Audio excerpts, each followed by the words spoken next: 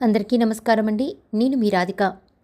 తండ్రి, ఈ క్షణం కోసమే ఎన్ని ఉపాధులు సంచరించానో, ఈ క్షణం కోసమే అంతులేని ఆనందాలు అనుకొని కర్మ ఫలాలను కూడగట్టుకొని ఆవేదనలు అనుభవించాను.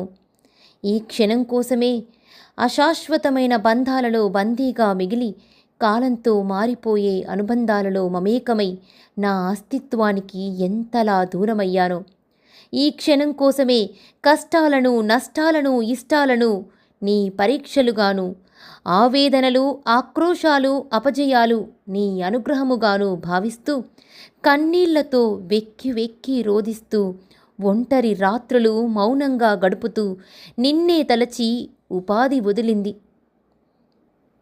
ఇంక నన్ను విడవకు, నీ కపాలమాలలో నన్ను చేర్చుకో, నీతో విండని, నీలో మిగలని పరమేశ్వర.